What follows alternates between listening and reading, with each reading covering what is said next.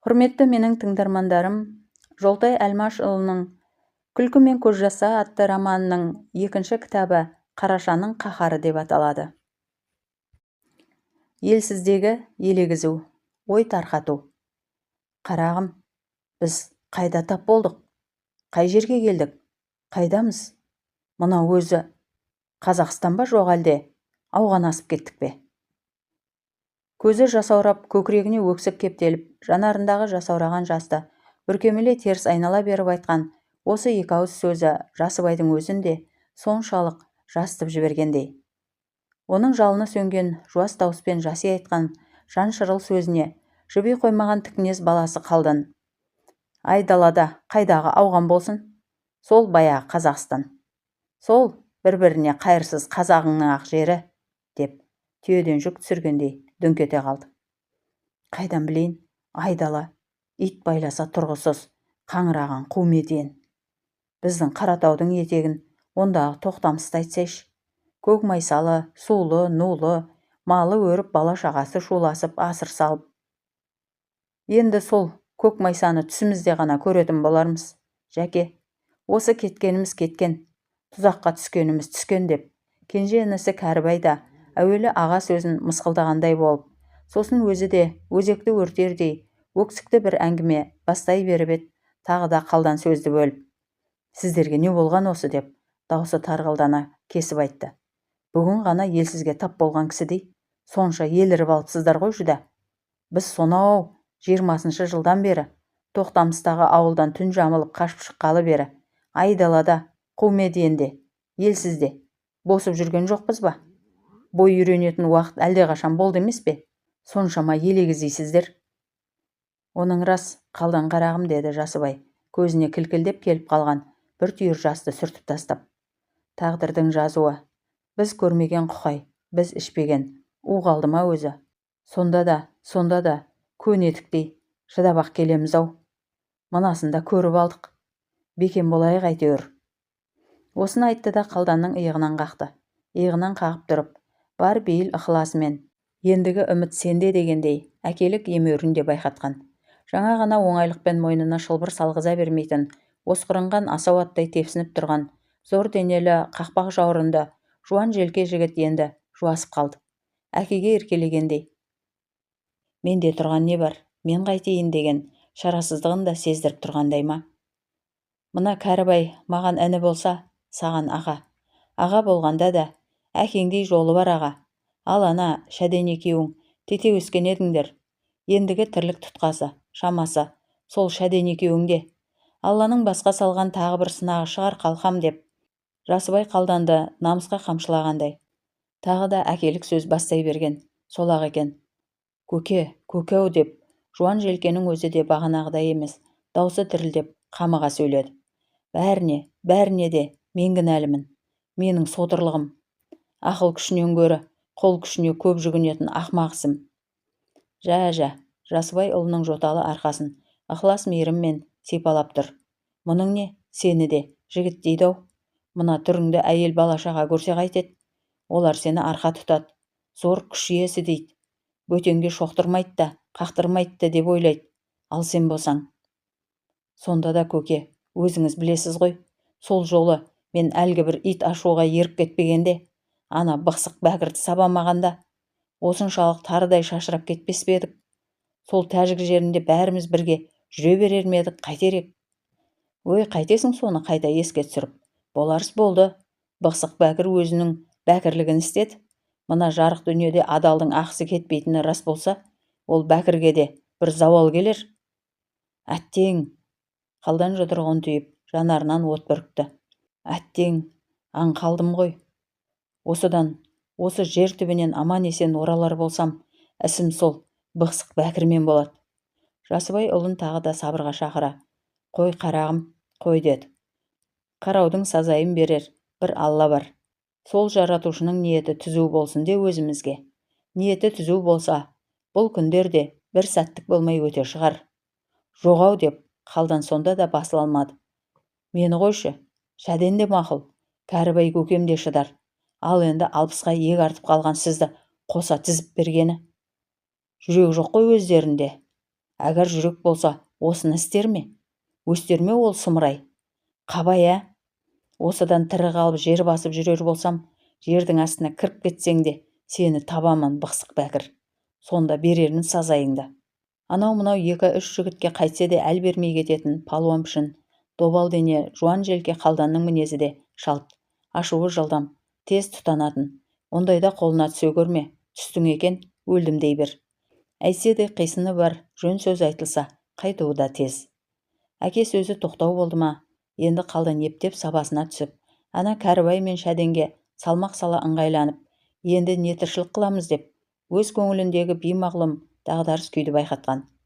Айнала расымен ақ, жым-жырт, қу меден, қарасаң көз талдырар, ұзақ дала, қуарған, қу дала. Шөбіне дейін бозғылт, реңсіз, көз тоқтатары жоқ, тегістік. Алыс көкжиек сағымдана бұлдырайды. Бұл жерді тап қазір, ауған ғана емес, Африка екен десе де көңіл сене қалатындай. Шеті де, шегі де жоқ, түпсіз тұңғиық. Ана жақта қандай ел бар, мына жақта кім бар? Ол жұмбақ. Жым-жыластыққа оранған, жұмбақ жер. Бұларды әкеліп тастаған салдырақ арба әлдеқашан көзден ғайып болған. Бұлай қарасаң да, олай қарасаң да таусылмайтын бұлдыр сағым. Бұл өзі қай жер деп қайта-қайта ойламасыңа қоймайтындай жым-жыртық, қазір бұлардың да көңілін күптете түскен. Әлгінде Арбакеш татардың. Бұл Қазақстан, қазақ жері, Ақмола аймағы дегені өтірік сөз бе? Ақмола екені рас болса, ел қайда, жұрт қайда, жалғасып жатқан ауыл неге жоқ? Мына бір 10 шақты жергепеден өзге ештеңе көзге ілінбейді. Сонда Ақмоладағы ауылдың сиқы осы болғаны ма? Ілгеріде Орынбордағы оқудан ауылға демалысқа келгенде, осы қалданнан кейінгі баласы Жәлден айтып отырушы еді. Есіл өзенінің жағасында Ақмола деген үлкен қала бар. Онда орыстар көп. Бізге қарағанда мәдениеті де көш ілгері деп. Сол мәдениеті көш ілгері Ақмола осы болса. О, тоба! Жәлден қазақ жері өте кең. Көз қызықтырар елді мекендері де көп. Әсіресе солтүстігінде Ақмола, Қызылжар, Қарағанды деген қалалары бар деп, аузының суы құрып, әңгіме айтып отырғанда, Жасыбай тыңдағысы келмей, мұрнын шүйіріп, әй, қойшы соны, біздің ауылдан мына Қаратау төңірегінен артық дейсің бе? Таңғалмасқа таңғалып деп, талай рет тәп-тәуір басталған әңгімені құрықтап тастап еді-ау. Сондағысы, Ақмола қайда, біреу қайда, оны көреміз бе жоқ па деген еді. Сөйтсе, азамат баспаймын деген жерін ең кем дегенде 3 рет басатыны болды. Пенденің асылық сөзі қай кезде де бар, асылық айтатыны қашанда рас. Пенде болған соң да. Бүгін мына қу меденде қу тізесін құшақтап отырып, Жасыбай өз өміріндегі ең үлкен 2 күнәсін енді түсініп, тілін тістеді. Оның бірі, Жәлденді так-так деп білгенін айтқызбай, әсіресе осы Ақмола турасындағы айтпағын тыңдамай қойғаны болса, екіншісі одан да ауыр, одан да зілдірек. Баяғыда ауылдан түн жамылып қашпақшы болғанда әкесі Нарша, балам, туған жерден безбейді. Оны шама келсе, сүйеді. Ана абақтыдан не басқа бір жерлерден қашатын шығар. Ал туған жерден қашуға болмайды. Қашқан кісіні туған жердің киесі ұрады демеп пе еді. Сонда бұл сол сөзге тіпті мән бермеген де тұғын. Енді ойласа, тап солай. Асылы сол туған жердің киесі бары, рас-ақ. Енді туған жерді көру, жоқ па? Қалай? Солай болғаны ма? Бір күннің ішінде сан түрлі ойға соқпақ салған, қаудырлақ көңіл кешке дейін еш нәрсеге, ешбір түйінге байыз тауып тұрақтай алмады. Көңілдің арғы түкпірінен уілдеген көңілсіз сезім бәрібір басыла қойыр түрі жоқ. Сыртымен сыр бермесе де, іші алай-дүлей, бұрқасын боран. Көңілі босап, алқымына өксік тығылғаны. Мен түзге шығып келе қояйыншы деп, енді қалданға сүйеніп, орнынан тұра берді. Байқаңыз көке, үйден алыс ұзамаңыз. Бұл арада қасқырда болуы мүмкін, деді қалдан. Қасқыр? Қасқыр, деді Жасыбай, жүре сөйлеп. Сол сөздің көк шуланы мына бізді осында жіпсіз байлаған тас жүрек көп шуланнан үрейлі болып па? Түзге шығайын дегені сылтау ғана. Жергепені айнала беріп, жалп етіп отыра кетті. Отыра кетті де көз жасына ерік берді. Әруағыңнан айналайын, Нарша көке. Сенің қай айтқаныңды түсініп, қай ақылыңды көңілге қонақтата алдық. бәрін өзіміз білеміз, бізден ақыл артылмайды деп жүрсек. Бар ырыздық, береке, ынтымақты өзіңмен ала кетіпсің-ау, жан көкем. Үміт артқан ұлыңның түрі мынау, айдалада, қуарған қу метенде, көрінгеннің тепкісінде. Мына қаңғырлаған қауақ баста, торғайдың миындай ми, титтей түйсік болмаса, өз жолыңды өзің тастаққа салмағанда қайтпексің, тар қапасқа тықпағанда қайтпексің. Сен маған сеніп едің, ал мен болсам, кешіре көр, жан әкетайым. Жасыбай енді жүрегі езіле, баяғыда ауылдан қашып шыққалы бергі көрген қиындығы мен қорлығын еске түсіріп, балалары мен келіндерінің бастан кешірген құқайы мен қазабатын ойлап, тереңнен ойлап, түпсіз қиялға шым батып кетіп, жан азабын тартты. Мен ақымақпын. Ақылды болсам, елден кетер ме едім? Сыр елінің киесіндей болған Наршаның ұрпағын осындай тастақты, тайғақ жолға салар ма ем? Ақымақпын. Ақымақ болғанда да есі жоқ дүмбілез. Оның ойы бөлініп кетті. Арт жағынан сыр естілді. Қалдан екен. Көке, көп отырып қалдыңыз ғой. Бір жеріңіз ауырды ма? Жоқ, қарағым. Міне тұрғалы жатырмын. Жасыбай орнынан ауыр көтерілді. Кішкене көз жасына ерік беріп алған соң ба, көкірек сарайы жеңілейіп қалғандай. Сонда да арғы жағында зіл батпандай болып, ауыр тас жатыр. Ол жуық арада жібейтін нәрсе көрінбейді. Бұл сонымен айта беретін Ақмола қоя, деді баласына. Ақмола, көке. Ақмола жері. Жаңа үй жанынан өтіп бара жатқан жұпыны киімді біреуден сұрап білдім. Біз саяси жер аударылғандар тұратын жерге түсіппіз. Саяси тұтқындар. Бұл жерді 31-ші нүкте дейді. 31-ші нүкте де. Аты жоқ ауыл де. Онда жаңадан қоныстанып жатқан мекен болғаны да. Солай, көке. Енді тағдыр өзі бір қиуын келтіріп, жаңа жолға бастағанша осында өмір кешеміз. Амал жоқ, осыған көнеміз. Алланың дегені болады, балам. Алла де, Алла ісімізді оңғарсын де. Жаратқан ие қолдаса, бәрі де, дептемде. Жасыбай осын айтып бұрыла беріп, сөзінің аяғын күбірге ұластыра. Өз жерімізге өзіміз, қол аяғымыз маталып, тұтқын болып келген қорлықтай мына, деген. Әке мен бала осылай десіп, бір-бірін қолтықтап, әзер ілбіп, жатаған жер кепеге қайта бас сұқты. Жер кепенің есігін ашқанда арғы жағынан сызды дымқыл иіс лап етіп бетке ұрды. Іште улап шулаған 3-4 бала, қабағы салыңқы 3 қатын. Осыдан 10 шақты жыл бұрын атағы жер жарған Наршабайдың бүгінгі ұрпағының бір бөлегі мұнда, Ақмоланың түбіндегі 31-ші нүктеге осылай келіп еді. Ал қалғандары ана тәжік, түркімен, өзбек, қырғыз, қарақалпақ жерінде тарыдай шашылып қала берген. Ендігі тірлік әйтеуір жан сақтау. Әйтеуір аман қалу амалы. 1-ші бөлім. Зобалаң. Білімдіден ақылдылар қорланды. Парасатты ой паршаланды зор мәңгі.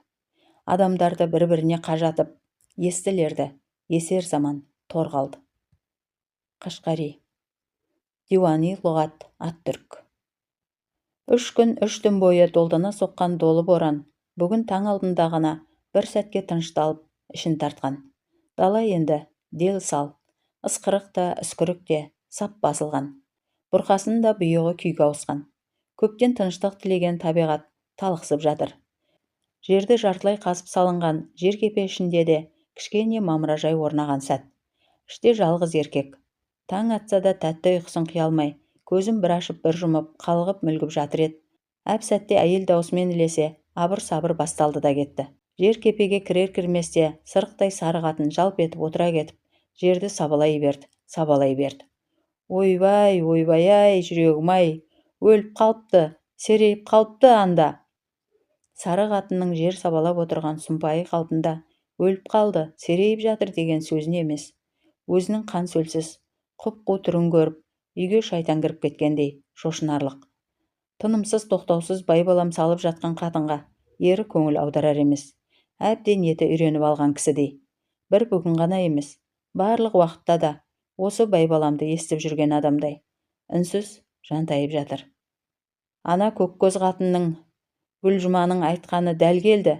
Сол қатын айтып еді, әй осы түркмендер ұзаққа бара алмас деп. Не айтып кеттің? Не деп тұрсың өзің, деді. Шыдамы таусылған күйеу оның сөзін бөле. Кеше ғана нан сұрап алып едім. Таңертең ертемен бере қояйын десем, ойбай жүрегім серейіп жатыр-ау бейбақ. О, сұмдық десе. Тастай қатты жастыққа бір бүйірлеп қисайып жатқан дөңгелек денелі тәпелтек кісі қатынының соншама жер сабалап зарлана бергенін жақтырмады ма, енді барынша зеки сөйлеп. Тәйт, не көрінді сонша, деп айқайлап жіберді. Серейгенің кім? Адам ба, әлде мал ма? Ойбай-ау, мал неге арам қатпайды, адам ғой, адам. Ана көрші түрікмен қатын, күйеу екеуі бірдей қатыпты да қалыпты. Не дейді? Шәден орнынан ұшып түрегелді. Не деп тантып тұрсың сен, ә? Бір күні бізде солар секілді арам қатып, айдалада қаңқамыз қалып қойса, деп сары келіншек онан бетер екілене зарлана жылап жіберді. Тоқтат, деді сосын Шәден бұйыра. Сұңғылдай бермей доғар енді. Мүмкін әлі жаны бар шығар, көрейік те әуелі. Қатынына қанша басу айттым деп, сырт көзге сабыр сақтаған кісі болып көрінгенімен, Шәденнің өзінің де көкірегіндегі жұдырықтай жүрегі өрек боп қоя берген. Екеуі бірдей серейіп қалса масқара ғой. Сосын дереу есікке ұмтылды да, жапсарласа салынған көрші жергепедегі інісі Қалданға кірді. Қалдан-ау, деді інісіне мән-жайды түсіндірмек болып. Біздің қатын бір нәрсе дейді, жүрш, ана көршіге, әлгі түркмендер, таяуда келген түркмен отбасы серейіп қалған дей ме?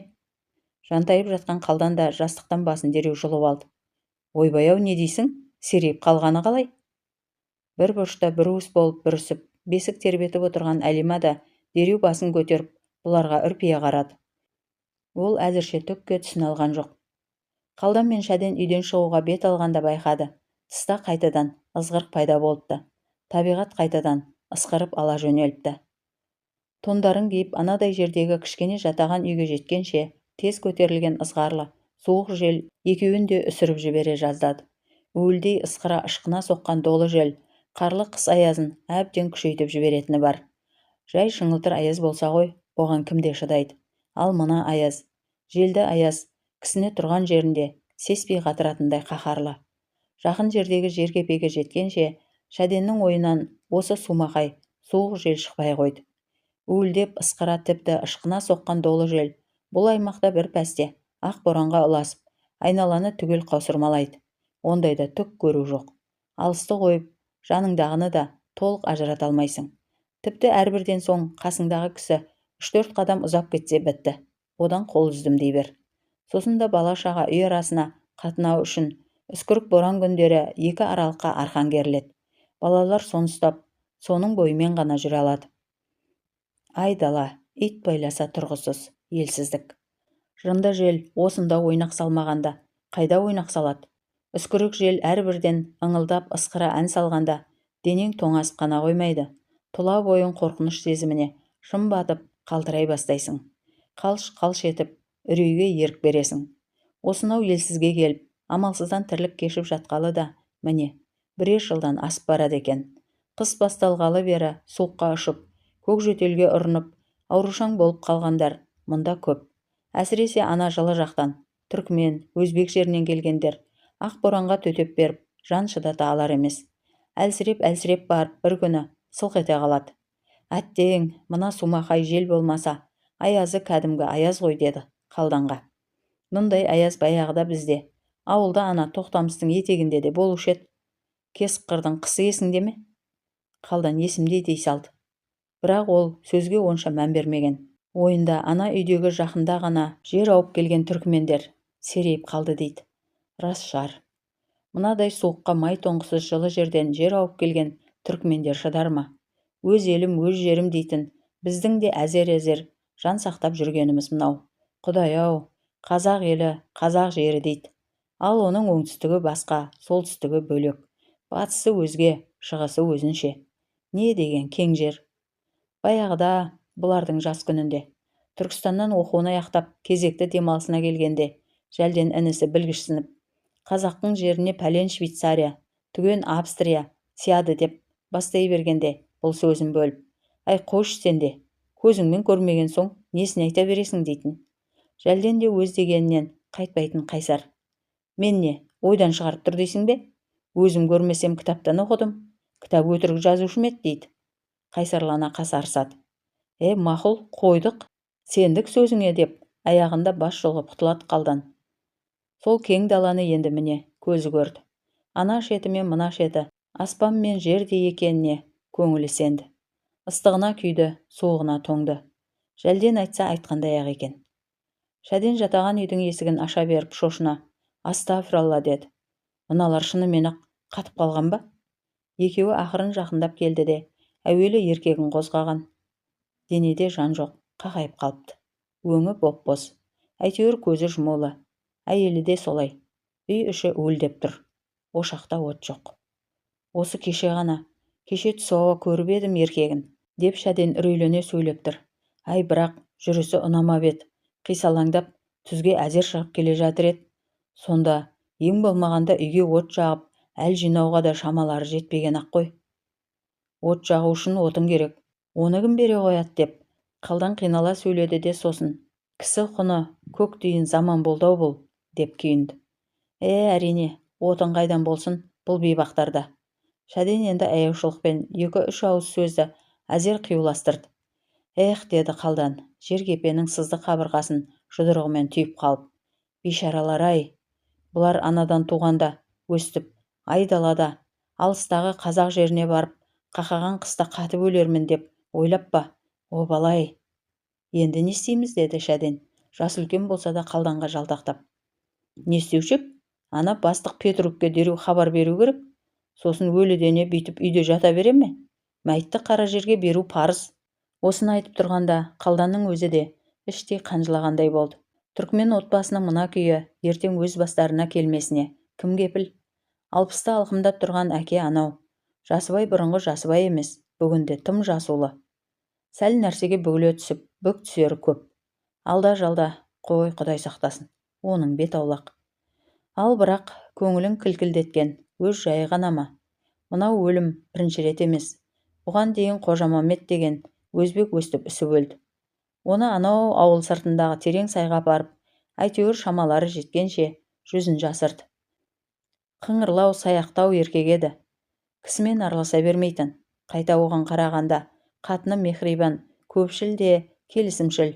Ол барса, бар шаруа реттеліп жүре беретін.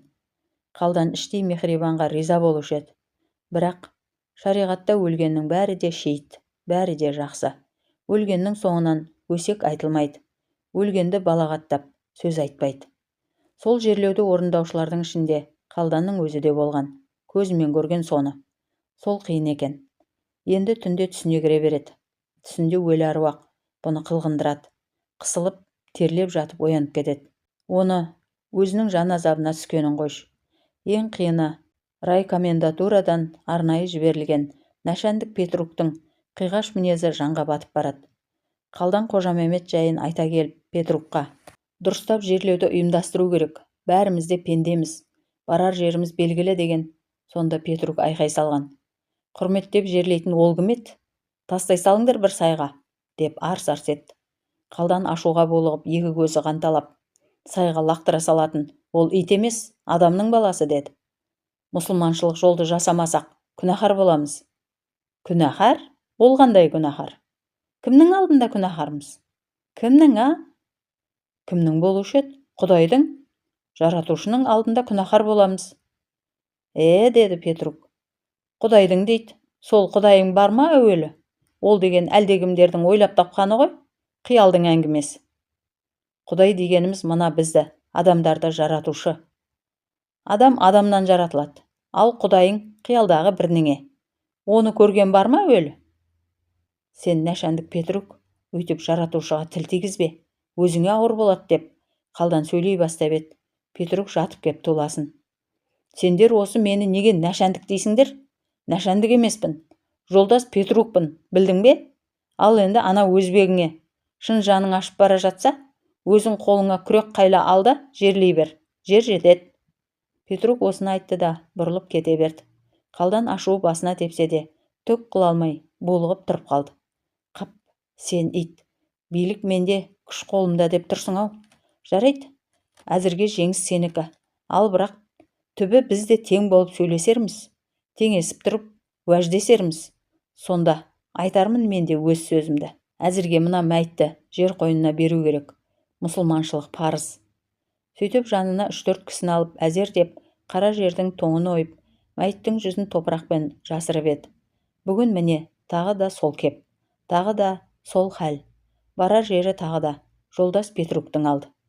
Онсыз тап басу мүмкін емес. Шәден, сен үйге бара бер. Мен ана бастыққа кеттім. Қалдан осыны айтты да, ұйқы-тұйқы боранды күнге қарамастан орталықтағы бәкене кеңсеге бет түзеді. Алдынан уілдеген ақ боран қойны қонышына кіріп, бет-аузын үстіп бара жатса да тоқтамады. Жайма, боранды күні бала мен ит қана құтырады деуші еді. Бұл не жүріс деп, екі аяғын кезек соғыстырып пеш түбінде жаурап отырған Петрук бұны жақтырмай қарсы алды. Нәшәндік Петрук, ой ғафу етіңіз, жолдас Петрук, ана жақта түркмен отбасы қатып қалыпты. Қатып қалыпты? Енді не істейміз? Қатып қалса жылынсын, маған не дейді? Өзім де қатып отырмын. Жоқ, сіз түсінбедіңіз. Олар өліп қалған, үсіп өлген. Қайда? Далада ма? Жоқ, үйінде. Үйінде болса кім көреді? Жата берсін. Жата бергені қалай? Олар адам ғой. Адам болса қайтеміз деп Петрук айқайлап жіберді. Біз де адамбыз. Енді солар өлдеген деп бәріміз де суыққа үсіп өлеміз бе? Жатсын солай. Күнде жылынар сол кезде. Жоқ, ол болмайды деді қалданда, алған бетінен қайтпай. Мұсылманшылықта ондай рәсім жоқ. Мәйіт қалайда жер қойнына бару керек. Ей жарқыным, Петрук сөзді қысқа қайырмақ болды. Мұсылманыңның заңы қандай? Онда шаруам жоқ. Үйде өлсе, сол үйде жата тұрсын. Ал ертең бірер апта өткен соң мына долы желде басылады. Үйде иістенеді ғой. Иістенсе, мұсылман шариғаты бойынша. Әй, сен өзің қисықтың қисығы, қыңырдың қыңыр екенсің ғой. Айтқан сөзді ұғама десем деп, кішкене мүдіріп, артынан бұйыра сөйледі. Ақыры қоймайды екенсің? Онда бар жауапкершілікті өзіңе бердім. Не істесең оны істе. Бастықтың мәйітті жерлеуге өте ықылассыз, әрі пейілсіз екенін сезіп, соған ашуы келіп, қаны басына теуіп тұрса да, қалдан сабырға басты. Ашу дұшпан, ақыл дос. Сол ашу емес пе бұны сонау Тәжікстаннан осында әкеп матаған. Тек өзі ғана емес, әкесіне де, бауырларына да зияны тиді. Қол күшінің уақыты өтіп, ой күшіне кезек беретін уақыт бұл кезең. Тек бұл кезең бе? Әсілі барлық уақытта да солай болған-ау. Тек түсін алмай жүрген өзі болар. Ол күндіз түні соны ойлайтын. Өз мінезін өзі түзеуге, әсіресе соңғы уақытта көп тыраштанатын. Ылғи да ашулана бастаса ішінен сап, сап деп күбірлейтін. Сол сап-сап бұны кәдімдей-ақ ақылға салып, жөнді жолға бастайтын. Жаңа Петрук, өзің біл, өзің жайғастыр деген соң, соған да риза болып, енді бұрылып кете бергені сол еді. Осы сені мұндағы үсіп, хам ауырып өлген пақырларды жерлейтін похоронное бюро ашып, соған бастық етіп қойсақ қайтеді, а? Қалдан артына жалт бұрылды. Екі көзі қанталап тұр. Сіз, жолдас Петрук, өлікпен өйтіп ойнамаңыз деп қалш-қалш етті. Өліктің әруағы ұрса, көмусіз қаласыз. Мен еріккеннен, басқа түк таппағаннан істеп жатырман ба, а? Осыны айтып, екі-үш аттап Петрукке жақындай беріп еді. Қалданның көзіне көзі түсті. Қып-қызыл қан, үйіп қалғандай. Жүрегі зырқ ете түсті. Тап қазір бір-ақ ұрып, желкемді үзіп жіберсе, кім құтқарады? Бұл дикардан бәрінде күтуге болады. Ой, мен жай, әзіл үшін айттым ғой деп, Петрук өп-өтірік дарақылана күлген болды.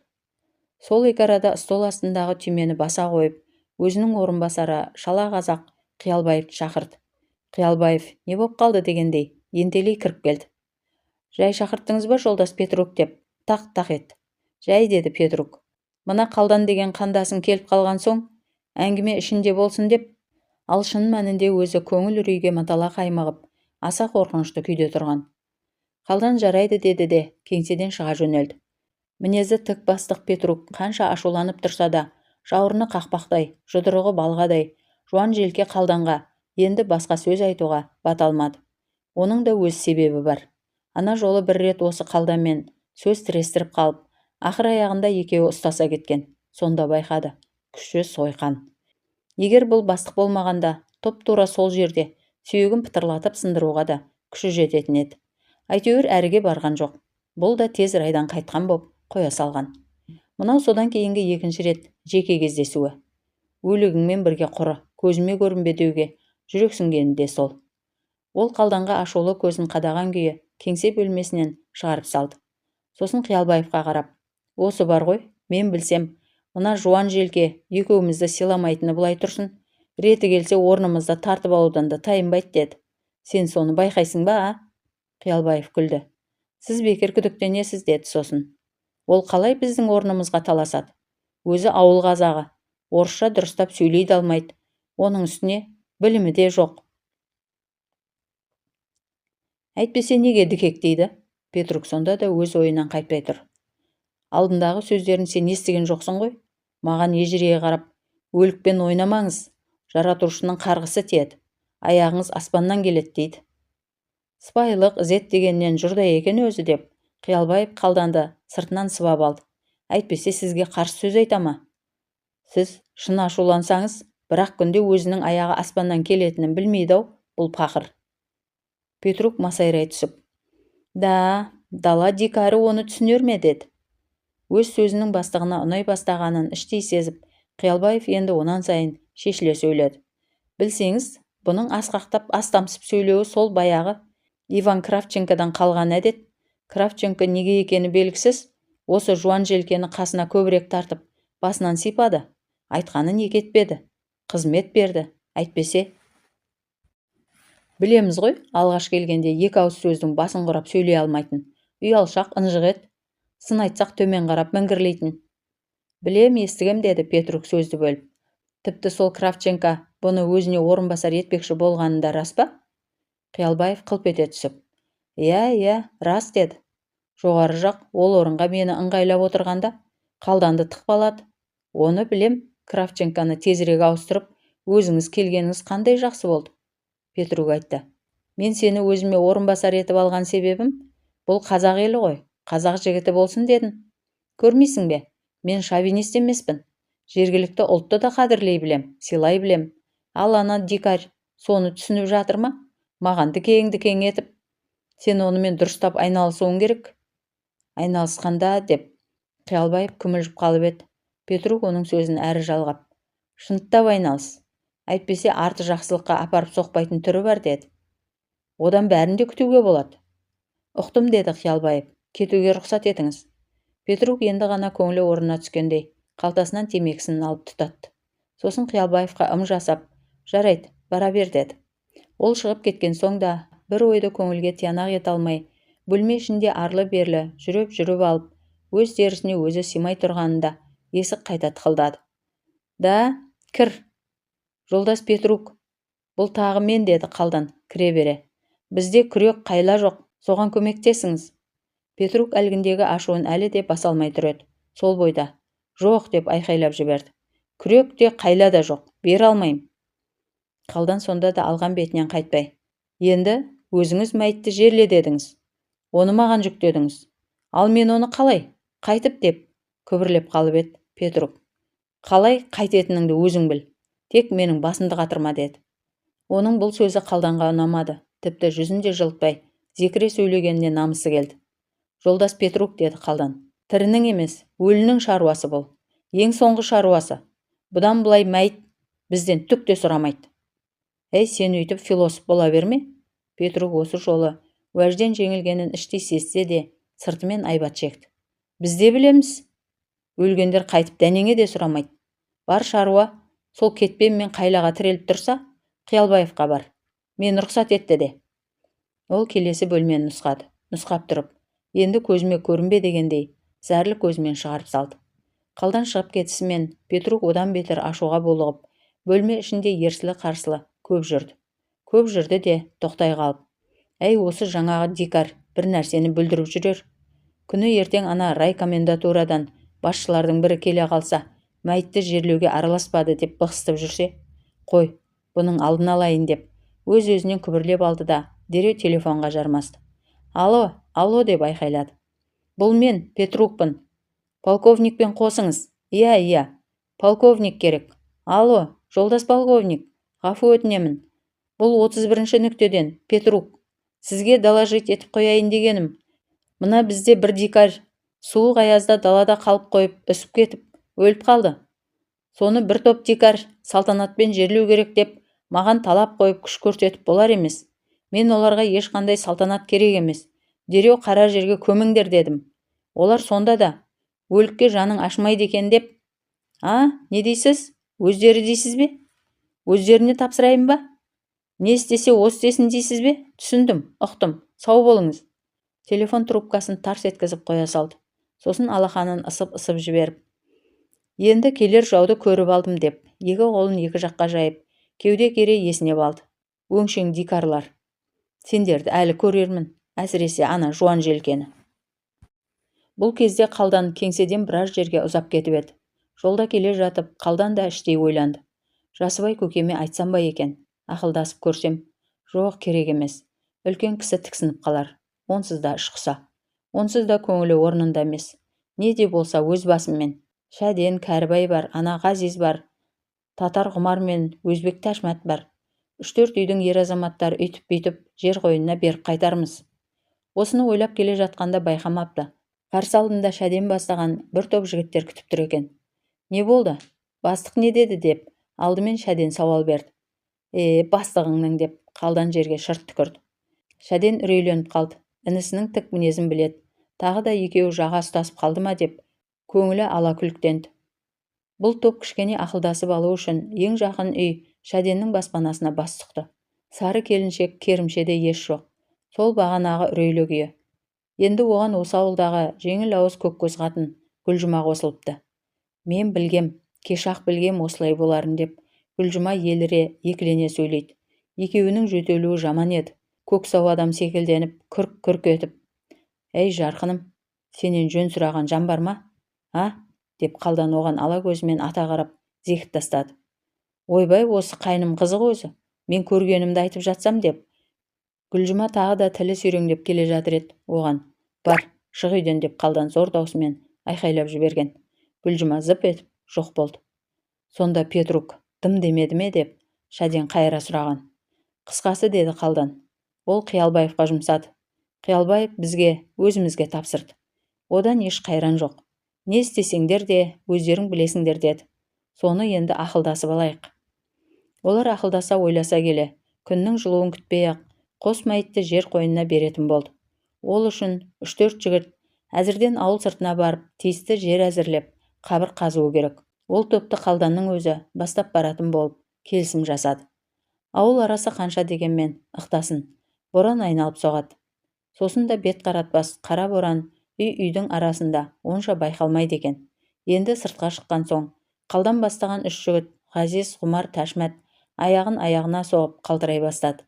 Жер қалың тоң, күрек тұрмақ қайланың өзін кері лақтырады. Қалданның қолында үлкен лом. Аналарға дем берейін деп, қанша шашласа да құлаштай ұрып, қара жерді едәуір ойып тастады. Оған ілесе Ғазиз да, Ғұмар мен Тәшмәт та аянып жатқан жоқ. Бірақ тоң қатқан қысқы қара жер оңайлықпен ойлама. Өздері жұпыны киінген, әрі аш құрсақ, бұл топ қанша қиналса да, қашан мәйіттің орны әзір болғанша ауылға қайтпады. Тек соңғы жағында жұқалтаң жігіт Ғазиз жөтелге басып қайта-қайта жерге отырып қала берді. Қалдан оның үстіне өзінің сырт киімін шешіп жапты. Өз жағдайын ойлағанда жоқ. Ертеңіне түске таяу түркмен отбасы әйел мен еркектің мәйіті 31-ші нүктенің шығыс жағындағы аңғарға, терең сайға келініп, тиісті орынға қойылып, қысқы тоңмен жүздері жасырылды. Бірақ ол топта енді Ғазиз көрінбеді. Ол түнді ыстығы қатты көтеріліп, бас көтере алмай жатып қалған болатын. Осы жұмысты бастан аяқ басқарам деп жүріп, Қалданның өзі де қара суыққа шалдықты. Сөйтіп 2-3 күн үздіксіз күрк-күрк жөтеліп, қиналып-ақ жүрді. Алайда жұмыстан қалған жоқ. Тек әлсіздеу жұқа жігіт Ғазизге қиын болды. Осыны естіген ауыл үй бұдан былай түгелімен Ғазиздің жағдайын сұрап, бірінен соң бірі келуін доғарған жоқ. Келушілер арасында орыс та, өзбек те, тәжік те, башқұрт та, татар да, қысқасы бар ұлттың да кісісі бар еді. Бұл ауылдағы 60-70-ке тақау ұлт өкілдері бұл кезде бір-бірімен бауыр, туыс. Тағдыр оларды осылайша бір-біріне еріксіз матап, қиыннан қиюластыра тостырып тұрған кезетін. Бұрын осы түс деген елес дүниені көп көретін бет, жоқ аз көретін бет, есінде жоқ. Ал енді осында келгелі бері 31-ші нүктеде 2 күннің бірінде түс көріп жатып шошына түрегеледі. Кейде қорқып, кейде үркіп, ал кейде қиналып жатып оянады. Сосын қайтадан ұйықтай алмай азапқа түсетін түндері көп. Жасыбай бүгін тағы да түсініксіздеу түс көрді. Түсінде екен дейді.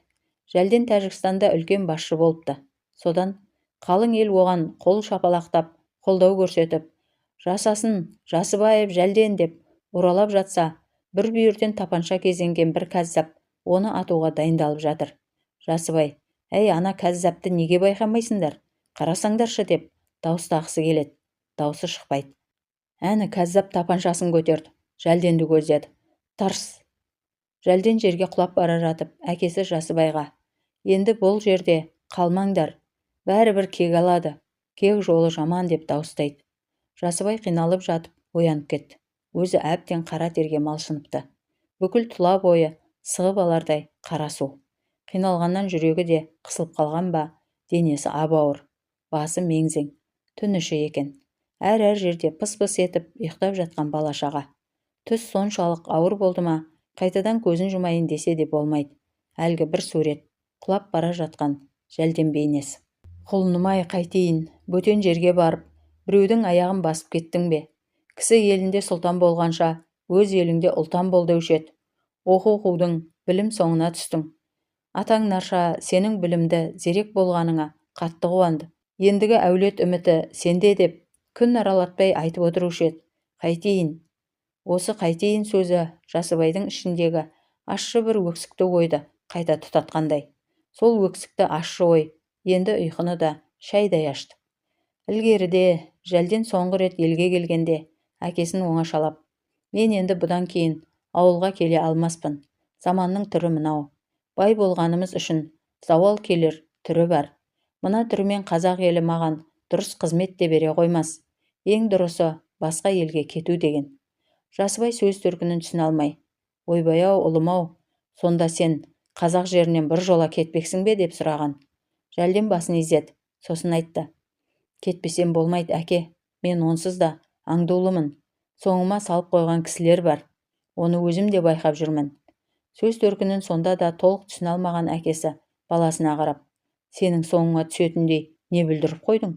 Әлі жассың, тіпті қызметке де араласып үлгерген жоқсың деп, оны да өзін де жұбатқандай болып еді. Жәрден басын шайқады. Әке, жауды алыстан іздеп қайтесіз? Ол өз ішімізде ғой, өз арамызда жүр деген. Ол кім? Кімдер? Біздің әулетке ең үлкен жау деп, Жәрден әкесінің құлағына сыбырлай айтты. Ана, Бадырақ Бейсен. Ол өзі оқып жартпады, миына оқу қонбады.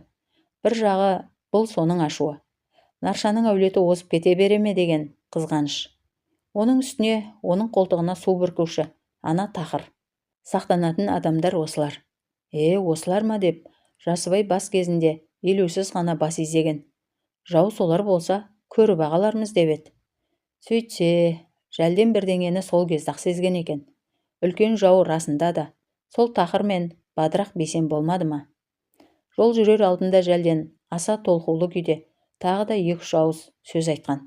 Әке, мені тыңдасаңыз, айтар бір ғана өтінішім бар. Дереу малдан құтылу керек. Басымыз аман болсын десеңіздер, малды садақа етіңіздер. Малсыз қалған соң, біз кімге керекпіз? Жасыбай оның осы сөзіне түсіне алмай, қайыра сауал берген. Біздің бар абыройымыз сол малда емес пе? Ол бұрын солай еді, деді Жәрден. Енді заман мүлде өзгерді. Мал бірде бақ болады, бірде боқ болады. Ал енді бірде өзіңді шаян болып шағады. Сол шаян болып шағатын уақыт тақап келе жатыр. Осы жағын ойланыңыздар. Сосын ұзақ жолға аттанып кете барған. Түн ішінде жасырынып атқа қонған. Оның кеткенін Бадырақ Бейсендер білмей де қалды. Оны ұзақ жолға шығарып салған жалғыз қалдан. Алайда Жәрденнің сол кездегі сөзіне әкесі бәрібір бас изеп иланған жоқ. Дүние тұрған кезде кімді жау алушы еді? Дүние байлық періштені де жолдан тайдырған. Басымызға күн туа бастаса, араға түйені, жылқыны салармыз, қойды кірістірерміз. Сөйтіп, сол малмен жан сақтармыз деп ойлаған. Баласының сөзінің астарында үлкен мән жатқанын Ол кезде ұқты ма? Қоғам өзгерерін, саясат мүлде басқа бағытқа бұрыларын біліп пе? Жәлден сол кеткенне мол кетті. Қайтып ол расымен-ақ туған ауылға ат ізін салмақ тұрмақ қарасын да көрсетпей қойды. Тіпті қайда, қай елге бет түзегенін де біле алмады. Өзі тұрсын көлеңкесіне зар болды. Артынша көп ұзамай-ақ ауылда дүние дүрбелең басталды. Байларға айта беретін аты шулы зауал келді. Дүние мүлкіне көз алартушылар, астам сөйлеп, ақилана қараушылардың қарасы күннен күнге көбейе түскен. Жаңа заман жағына ығына көше ләббәй десіп, бірақ күнде белсенді болған Бадырақ Бейсен. Оның қолтығына су бүркіп дем беруші тақыр, кәдімгі кедей тақыр. Ең ауыры да сол кешегі бірге жүргендер. Әсіресе қара сирақ кедейлер енді Жасыбайға көз аларта зор сөйледі. Арам малыңды артелге, колхозға өткіз деп тікектеді. Арам малыңды дейді, тіпті өмір бойы жиғаны біреуден ұрлап жырлап алған дүние екен. Не деген астамшылық, не деген қорлық. Сөйтіп жүргенде бір күні алыстан, жер түбінен соңғы үміт сәулесіндей боп үш бұрышты хат келді. Ашып қараса, Тәжікстаннан. Өзінің Жәлдені жазыпты. Әкесі хатты көргенде жағасын ұстап, «О, тоба» деп есінен танып қала жаздады. Басқа елге кетем дегенін өз аузынан есткен, бірақ соншама жер түбіне ұзап кетер деп ойласа кәні. Қанша жерден өкпесі болса да, туған елден соншалық жырақ кетуге бола ма? Тәжікстан қайда, біреу қайда? Ал бірақ сәл кейінірек өзі де сол жолмен, Жәлденнен қалған жалғыз аяқ жолмен сапарға аттанды ғой. Осы хат келердің сәл-ақ алдында Жасыбай түс көрген. Түсінде Жәлден ақ боз атқа мініп, ауыл сыртында ойқастап жүр екен. Әкесі: «Ау балам, мұның не? Аттан түспейсің бе? Үй жанына келіп ат ойқастатқан жақсы әдет емес» дейді. Сонда баласы: «Әке, мен аттан түспеймін. Аттан түссем-ақ, оны басқа біреулер мініп алмақшы. Қараңызшы, айнала анталаған өңкей аш көздер» дейді. Әкесі күледі: «Өй бәтшағар» дейді. «Олар сенің атыңды қайтсын? Мұндағылар басқа біреулерді күтіп жүргендер». Жәлден айтады: «Жоқ әке, олар мені аңдулы». Өз түсінен өзі тітіркене шошып оянған әке тілін қайта-қайта кәлимаға келтіріп, ұлының аман саулығын тілеп, қайта-қайта бет сипай берді. Сол түсін өз ішінде әлденеше күн ұстап жүрді де, бір күні ана Балажан Ишанға «Осыны жорып беріңіз» деп оңашалап сыр етіп айтып еді. Ишан: «Ой, мына өте жақсы түс қой. Шамасы Жәлден үлкен қызметке отырады. Не болмаса жайғасып қойды. Тек қызметіне қызығушылар көп екен. Анталап жүрген солар» деді. Жазған бала солардан сақ болса игі. Түс көрген күннен кейін көп ұзамай-ақ әлгі хат жетіп келіп еді. Хат ішінде Тәжікстан Совнаркомына жұмысқа тұрдым деп жазыпты. Осыны оқи сала Балажан Ишанға жетіп барып, «Айтқаныңыз дөп келді» деп, өзі жас балаша қуанып, бір жапырақ қағазды қайта-қайта сүйе берген. Ишан айтты: «Енді ол сақ болсын. Басқа ел, бөтен жер. Сөз хабар жетер болса, айтамыз ғой». «Айтамыз әрине» деді Жасыбай. Сөз хабар ғана емес, тағдыр ауанымен өздері де жетті онда. Жәлденін де аман сау қалпында көрді. Көрген түсінде Балажан Ишанның сөзінде оған бір түн жыр етіп айтқан. «О, жарықтық Ишан көкем-ай, қалай дөп басып айтқан» деді. «Қызмет деген өте қиын шаруа. Былайша айтқанда, үлкен теңіз үстіндегі қалт-құлт еткен кеме. Сәл қисайсаң, бір жағына қарай жылп етіп ауып кетуің оп-оңай. Сол қалт-құлт қызмет. Байқа балам» деді Жасыбай, көңіл күдігін жасыра алмай. «Біз әуелі бір Аллаға, сосын өзіңе сеніп келдік». Әке даусында діріл білініп тұрды. Соны тез-ақ байқаған болуы керек. Жәлден үлкен кісіні жұбатарлықтай жайлы үнмен жағымды сөз бастаған. «Саспаңыз әке, көңіл қобалжытып, тым қорқа беретін түк те жоқ. Мұнда өзіммен Орынборда бірге оқыған жігіттер бар. Солар қолдайды мені. Тек қызмет ауырлығын айтқанымда бәрі дұрыс болады. Бәрі де өз орнына келеді. Тек бас аман болсын деп тілеңіз». Сондағы сенімді сөзі, сондағы салмақты даусы әлі күнге дейін құлағында ызыңдап, қайта-қайта ызыңдап келе береді. Ал бүгін мына 31-ші нүктеде байлаулы баспақтың күйін кешіп жатып, тағы да түсінде Жәлденің көргенін қараш. Оққа ұшып, құлап бара жатып айтқан сөздері. Асылы сол бала қызғаныш құрбаны болғаны рас-ау деп ойланды. Жасыбай. Әйтпесе неге аяқ астынан о дүниеге аттанып кетеді. Алдында ғана көргенде аяқ-қолы балғадай, сап-сау жігіт, бір жерім ауырды демесе. Есіне қайта-қайта еселеніп, кешегі күнгі қайдағы жайдағылардың орала бергені. Жасыбай бастаған аттылы түйелі көш ұзақ жүріп, шаршап шалдығып, арып-ашып, әзер дегенде Сталинабад маңына тақаған соң Жәрденге хабар жіберген. Жәрден хабар тиісімен көп күттірген жоқ. Әп-сәтте жетіп-ақ келді. Келе сала әуелі әкесін, шешесін, сосын бауырларын құшақтап сүйіп, көпке дейін мауқын баса алмай, осы рас па, аман-сау көріп тұрғаным түсім емес пе деп қайта-қайта күбірлей берді. Өзі сол толқулы күйде тіпті көзіне жас далды. Ой күшік, сен енді бала емессің ғой деп, әкесі оны желкесінен түйіп, жігерлендіре сөйлеген. Сені біз білдей қызметкер, бізге қорған болар үлкен азамат деп іздеп келсек. Мен жай сіздерді қатты сағынып деп, Жәрден бұрыла беріп көзін сүрткен. Қағаз кеміріп оқудың соңына түскендердің бәрі де осындай осал келеді деп, қалдан оны тағы да мұқатып қойды. Қыз секілді нәзік болып алады. Сол сәтте оған жалт бұрылған Жәрден даусы тарғылдана. Елден жырақ жалғыз кетсең, көрер едім сені де деп, қалданды оқты көзімен ата қарады.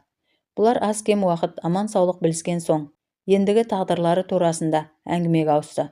Жәрденнің айтуынша, осы жерден онша алыс емес, Қорғантөбе деген ауыл бар екен. Соған ат басын бұрғанды жөн көрді. Ең ыңғайлы жер сол деді. Ау, бізді Қорғантөбе қабылдай ма? Онда өңкей тәжіктер деп, Жасыбай іштегі бір ілкі сөзін айта бастағанда, Жәрден әңгімені өзі іліп әкетті. Қабылдайды, мен өзім бірге барам. Сөйтіп ертеңін-ақ сонау сыр бойынан арып-ашып келген бұл көш бағытты Қорғантөбеге бұрды. Қорғантөбе айналасы ат шаптырым, кішкене шағындау қоныс болатын. Мұнда тәжіктер ғана емес, басқа да ұлт өкілдері баршылық. Олардың алды енді ғана ауылға кіріп, соңы шұбатылып әріде келе жатқанда, Жәрден елді мекен басшыларының бірі Халматовқа кіріп, қоныстану мәселесін шешіп жатты. Келушілер көп, қайда сыйғызамыз оларды деп Халматов кекірейді. Өзі күлмейтін адам. Жәрден оны бір жылға жуық уақыт таниды. Содан бері бір рет жымиғанын байқамапты. Ылғи қатулы қабақ. Не жақтырып, не жақтырмай отырғанын ажырату қиын. Сөз астарынан Қорғантөбе келімсектерге арналған жер емес. Елінен қашып пысқандарға жайлы орын әзірлеп отырған кім бар? Ақыры қашқын екен, ендеше тау тасты паналамай ма деген емеурінде байқалады. Бұлар менің туыстарым деді Жәрден. Сосын да өзім келіп тұрмын. Шешпесеңіз болмайды. Жарайды, уақытша тұра берсін деп, әзер дегенде келісім берсе де, Халматов бәрібір сыртын жылтпады. Оның уақытша ғана дегені сәті келген күні тырқыратып қуып жібере алам дегендей суық естілді. Осы сөзі шымбайына қатты батып кеткен Жәрден оның кабинетінен қатты ренжіп шықты. Әкесі Жасыбай, әй балам, біз сыртта жүрміз, тым қатты сөзге келе берме, кім білет, ертең не боларын деп, басу айта сақтандыра сөйлегенімен, Жәрден, мен оны көремін, әлі алдыма келеді деп ашуланып, өз көңіліне өзі тоқтау сала алмай, әрлі-берлі көп жүріп алды. Осы Халматовпен арадағы аяздай ащы, салқын қабақ, салалы дау жанжалға сабақтасып, оның аяғы Жәрденге қастандық жасауымен аяқталарын сол кезде Жасыбай да, тіпті Жәрденнің өзі де білген жоқ. Халматов та қара жаяу адам емес. Оның да таныс тамырлары Сталинабадта көп еді. Қорғантөбенің бір шетінде уақытша тұрып жатқан нарша ұрпақтары кішкене уақыт өте келе, осы жерге кәдімдей бауыр басып, өз аулындай сезіне бастаған тұста тағы бір жайсыздау жағдай тұтқиылдан килікті. Бір күні Жәрден келді, өзі көңілсіз, келе сала Халматовты іздеттірді. Халматов бірақ ауылда жоқ боп шықты. Әкесі Жасыбай онымен жекелеп сөйлесіп, мән-жайды білмек болып әңгімеге тартқан. Әшейінде әкесі өзіне елігіш, елгезек бала, осы жолы тым салқын, сөзге де сараң, тыңдауға да тым сүлесоқ, қабағында қалың мұң. Әй осы деп күйіне ышқына сөйлейді. Не Халматов, не мен десем бекен, кірсем бекен үлкен басшыға. Қой ойбай деп Жасыбай оны басуға тырысады. Сені түсініп қолдаса жақсы. Бөтен бөгде елдеміз. Кімге сенеміз? Кімге арқа сүйейміз балам-ау? Қорқа берсең қоянда қасқыр мінез көрсетеді. Дегенге мә деп айтуда керек кей-кейде. Ол үшін арқаны елге, аяғыңды туған жерге тіре әуелі. Сосын айт. Ау, бұл күні біз арқамыз елде, аяғымыз жерде емес. қаңбақ секілді ұшарымызды жел, қонарымызды сай білетін қақпақыл күйде жүргеніміз жоқ па? Ел деп жәлден жұдырығын түйе ашулы күймен орнынан тұрып кетіп әрлі-берлі тоқтамай жүрді. Арқадан сипап еркелетер елде жоқ. Қадіріңді білер ерде тумай қойды. Әй, енді тумайтын да шығар. Жәлденнің жан қиналысын Жасыбай сосын барып, әңгіме тереңдей түскен сәтте ұқты. Әнеу күні басшыларының бірі оны шақыртыпты да, осы Жәлден, сенің туған туыстарың Қазақстанда ма, жоқ осында ма деп сұрапты. Оны неге сұрадыңыз? Себебі болған соң сұраймын да, депті әлгі басшы. Бізге түскен деректерге сүйенсек, сенің туыстарың елден қашып, осы жақта жасырынып жүр деседі. Жоқ, олар қашқын емес деп Жәлден шырылдап қоя беріпті. Менің шақыруыммен келді. Ана жақта жағдайы болмаған соң, елде тұрмыс нашарлап кеткен соң, бар малын колхозға берген соң, қандай жағдай болады оларда? Депті анау. Солай ма еді? Тап солай, жағдайы болмаған соң. Бірақ, депті әлгі басшысы езуінен күліп, елден қашу жақсы әдет емес. Қаншама әдемілеп әспеттесеңдер де, бұның өзі елге де ерге де сын. Әңгіме осымен тәмамдалады. Алайда Жәлден осы сөзден кейін қалың ойға беріледі. Кім болуы мүмкін? Кімнің сыбырлауы мүмкін? Елдегі бадырақ бейсен. Жоқ, ол әзірге бұлардың қайда екенін, қайда тоқтағанын толық білмейді. Дәу де болса, бұл Қалматовтың ісі. Өткендегі кермек әңгімеден соң өзінше қисайып, қыңырайып, іште кек ұстаған. Жәлденді ой азабына салған, сөйтіп Қорғантөбеге еріксіз жетелеп әкелген осы жайт еді. Бұл әңгімені естіген соң Жасыбай да күйгелектеніп, жанын қоярға жер таппай кетті. Жасыбай ойы шымшытырық, ұйқысы шашырап кеткен. Аяқ астынан дүние салған оқымысты ұлы Жәлден жайы тағы есіне түсіп, жүрегі шаншығандай. Оның қазасы сол кезде бұған қандай ауыр тиді. Бірақ қыларға шара бар ма? Кімді кінәлар, не деп кінәлар? Ал мына түс, тағы не дейді? Енді өздерің сақ болыңдар, қастандыққа ұшырап жүрмеңдер дей ме? Қастандық. Осында жер аударылуының өзі де сол пәлекеттің кесірі емес пе екен? Ана бықсық бәкірге қалдан қол жұмсаған соң жер аударды дейді. Әй, сол дәуде болса сылтау шығар. Тағы да біреулердің жол көрсетуі. Бұлар кешегі күдікті қызметкер Жәлденнің жақындары. Түбі кек алуы мүмкін деп. О, тоба, осыны неге ойламаған? Осы қалайша есіне түспеген? Қап, анада қоштасарда кемпірі Ақсырғаға осы жайлы айтпағанын қараш. Олар енді Қорғантөбеде бір сәтте отырмауы керек. Дереу көшкені жөн. Соны хабарлау керек. Енді Жасыбай таңның атуын асыға күтті. Таң ата алыстағы қашып, босып жүрген балаларына хат жазғызбақшы. Әсіресе осы жолғы сөзін кемпіріне арнап жазғаны дұрыс. Көшіңдер дейді. Дереу ол жерден бәрінің де бір жола қара батырып кеткені жөн. Сол ой таң атқанша ұйқы берген жоқ. Қыз келіншектер жиналды. Кәрібайдың қатыны Жаңыл, Жаденнің қатыны Керімше, Қалданның қатыны Әлима, Ғазиздің қатыны Ұлғаным. Бұлардың арасында әлі күйеуге шыға қоймағаны Лидия Михайловна да бар. Жиналған топта сөзімен де, қимыл қозғалысымен де иіріп отырған Көккөз Гүлжұма. Сен осы неге тым момынсың деп Көккөз Гүлжұма әуелі Жаңылға тиіседі. Әлде ана есепші күйеуіңнен қорқасың ба? Жоға, деп күледі Жаңыл. Ерім ғой, сыйлайым. Сыйлау керек, бірақ сыйлайды екем деп, соның дегеніне көне беру жөн емес. Өйте берсең, еркек есірет дейді. Гүлжұма көсемсіп. Ретті жерінде жағасынан алып, тәубесіне келтіріп отырғанда дұрыс. Ия десейші деп, оның сөзін еті тірілеу Керімше іліп әкете қояды. Еркек деген ерке, оларға жез ноқта қашанда керек. Осы кезде араларындағы ең кішісі Әлима сөйлейді. Ой, сіздер еркекті ноқталап ал дейсіздер, ал ол оңай ма дейді. Мен шынымды айтсам, Қалданнан қорқам. Оның сөзіне бәрі жабыла күліседі. О, сорғайнаған дейді Гүлжұма Әлимаға. О заманда бұ заман, еркектен қорқам деген сені көрдім. Қайта еркектер бізден қорқсын. Қатын қақарланса. Ұлғаным сөзді іліп әкете қойды. Қазан қайнатады дейді. Жоқ, олай емес деп Гүлжұма өз дегенінен қайтпай бір беттенді. Қатын қақарланса, қара жерді қаға айырады. Солай. Енді олар ортаға Лидия Михайловнаны алды. Неге тұрмысқа шықпайсың дейді. Айнала толы еркек, тоқырлаған сүрбойдақ. Қорқамын дейді Лидия. Біртүрлі жүрексінемін. Неден деп Гүлжұма сыңқылдап күледі.